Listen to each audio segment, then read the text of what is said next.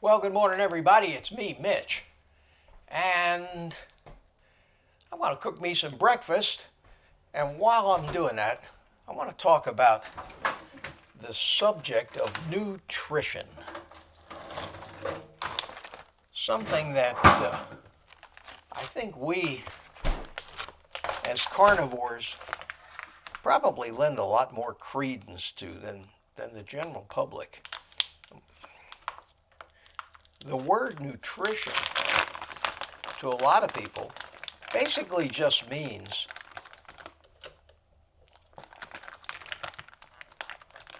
eating food.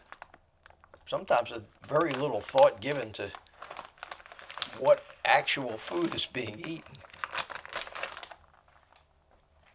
I think that the concept of nutrition is wildly misunderstood and underestimated its importance.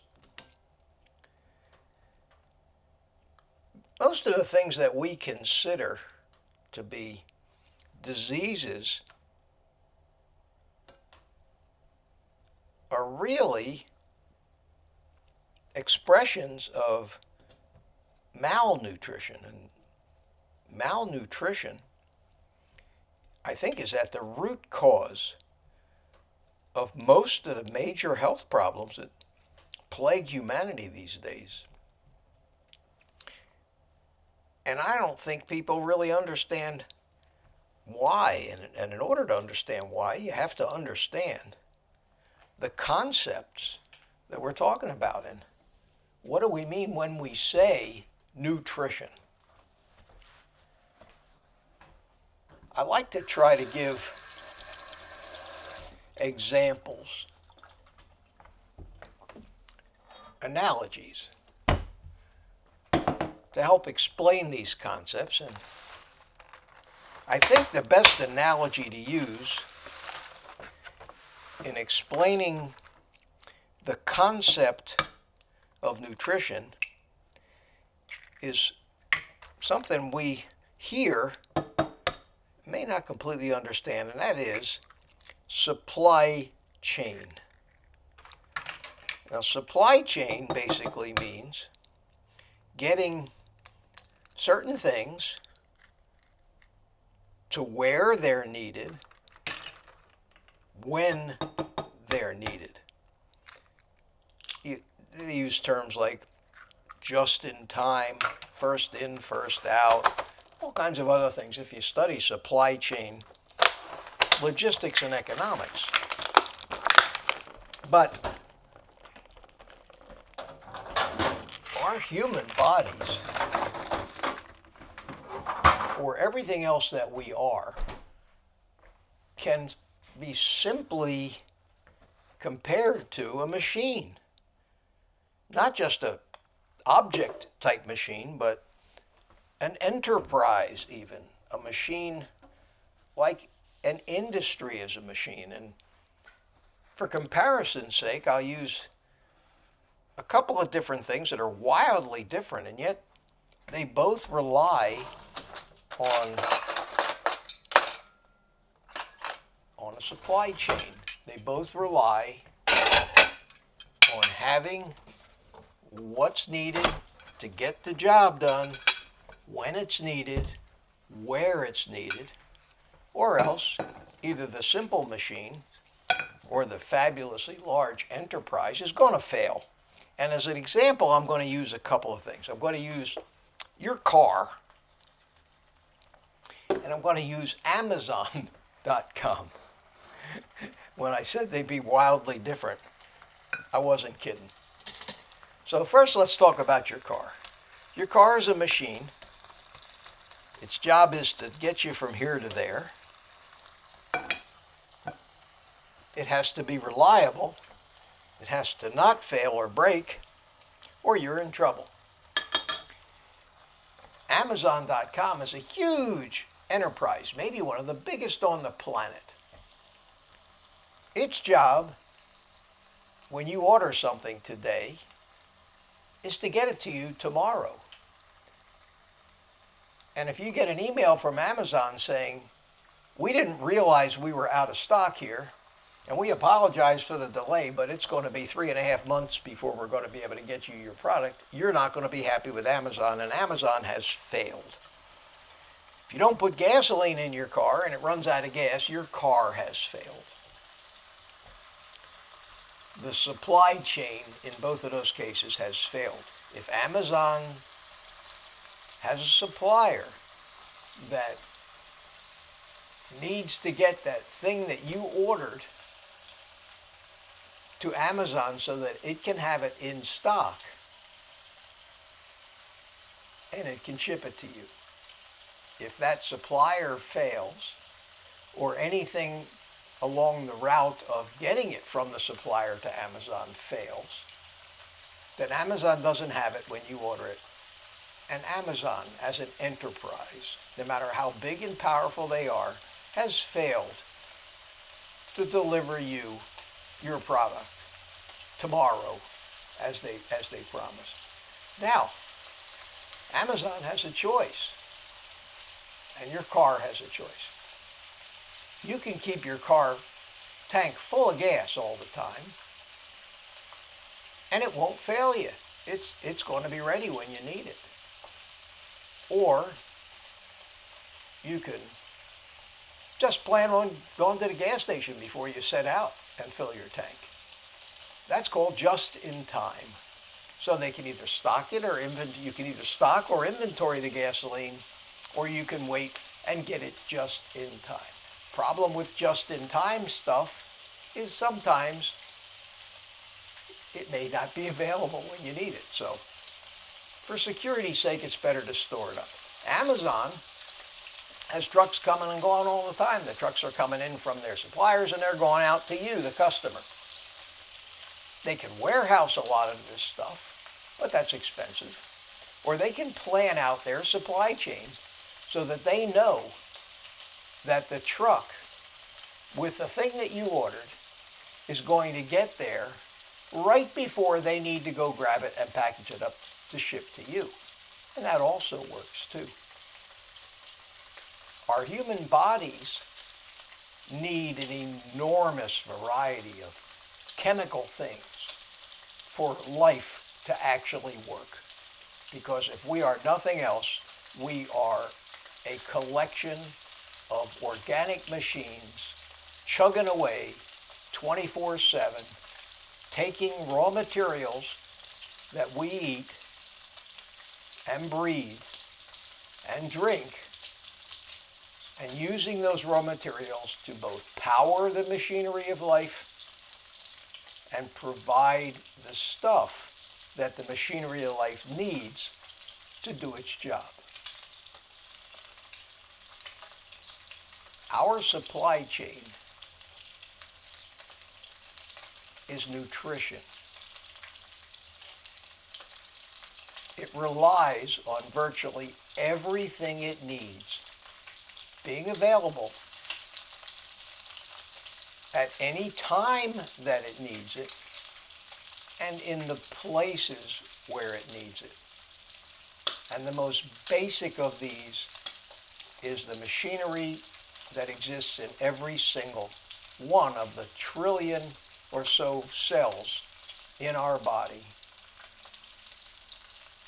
Your bloodstream is the highway, and it carries all of these things like a fleet of Amazon trucks to every cell in your body. If you are short any one of the huge range of raw materials that you need in any individual cell at any instant in time, that machine will fail. Now, and that cell will die. Now, we replace cells all the time, and that's not a real problem, but if this gets to be a problem everywhere in your body, and a huge number of cells start dying because one of these raw materials didn't get delivered, you're in trouble. You get sick, you get conditions.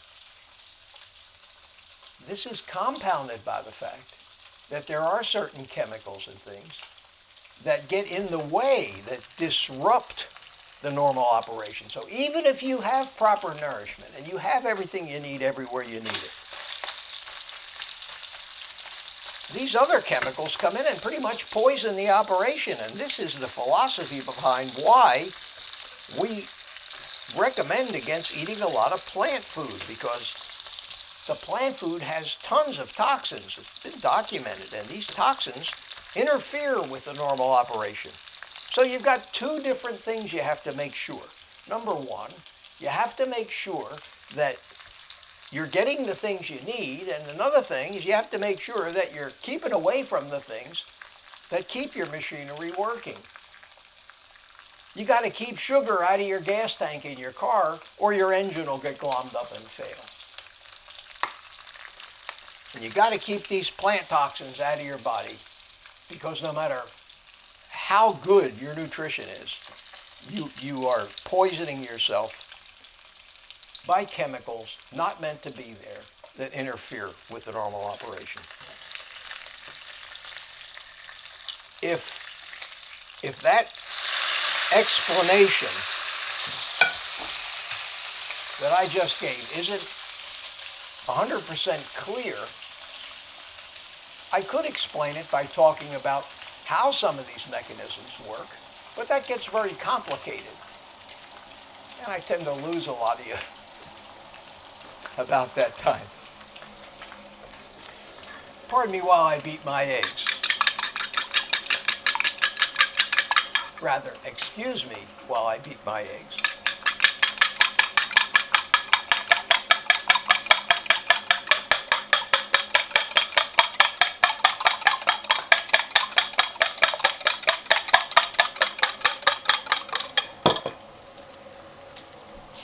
Now, I'm going to give you one little example of what I'm talking about. And I hope you can follow through this. We all know and we all hear about proteins and the importance of proteins and the importance of eating protein and getting enough protein and protein this and protein that. Well, in the human body there are 25,000 different proteins. A protein can be an enzyme, can be a building block for muscle, it can be a really neat little molecular machine that actually does physical work and things move around. There's 25,000 of them. Some of these molecular machines are made from a combination of a number of these different proteins. And they're fantastically complicated things. But at its heart, all proteins, all 25,000 proteins, are built and assembled based on a gene, one gene in your DNA that has instructions to build this protein. All proteins consist of a combination and a certain order of a basic 20 amino acids. And we've all heard about the term amino acids, and we have heard them referred to as the building blocks of life. And that is an apt and accurate description of what an amino acid is. There are 20 of them. About half of those 20 amino acids, the body can't manufacture from other raw materials. They have to come from outside the body. They have to come from our food. The other amino acids, the body can make. The ones the body can't make are called essential. And that basically means it's essential that you eat them. Because if you don't eat them, you're not going to have them. And if you look at the molecular machinery that builds proteins, you find that, and I'm going to use one technical term, there is a molecular machine called a ribosome that reads the instructions that came from the gene through transcription as a long messenger RNA or mRNA strand, and it starts at one end of this strand, and this strand is nothing more than a set of instructions that tells which amino acid, which one of the 20, one after another, needs to be gotten out of the cellular material inside each cell, called the cytoplasm. And this ribosome goes and it constructs a long chain of these amino acids, which then folds itself all up and becomes the protein that you're trying to produce. This can fail in a lot of places, just like Amazon's supply chain can fail. The truck could break down. The place that was shipping it to Amazon ran out of it. There's a million reasons, but it's a supply chain nonetheless. And life is so technical and complicated, it doesn't allow for errors and omissions and continue to work like it's supposed to. And if in the construction of a very important protein that's needed by your body to do a function, keep you healthy, move you around, one of these amino acids is in very short supply, that protein never gets made. Or if it gets made, it's faulty and it malfunctions. And it's that concept that elevates nutrition, the act of getting everything that your body needs. It elevates it to, I think, the most important single thing that you need to consider for good health.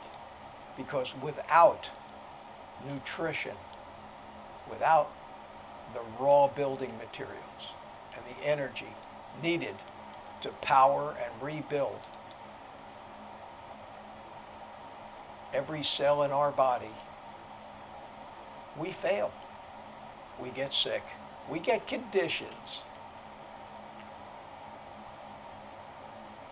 And those conditions now affect 80 to 90% of the human beings in this country. And if malnutrition isn't bad enough, then we add the toxins and poisons and anti-nutrients and lectins and things from foods we were never supposed to eat in any quantity. And we're screwed. We're screwed. So, next time you hear the word nutrition, think about all those little machines that work in your body, and all of them needing that Amazon delivery, exactly the instant that it's needed, where it's needed, in every one of 1 trillion different cells, and all the mechanisms that deliver those things from your small intestines, from the food you ate, and get them into every cell in your body. Think about how fabulously complicated that is. And the ramifications of just being short one little amino acid needed to build the machinery of life. And then understand that the carnivore lifestyle is as close as a human being can get to getting a regular delivery truck every day that has everything that's ordered, always comes on time, and doesn't contain any of the stuff that harms our machinery and that we want to stay away from. And if that doesn't spell out optimum health, nothing else does. So take that thought and chew on it a little while, and I'm going to chew on my breakfast, and you can take the rest of the day off and eat meat.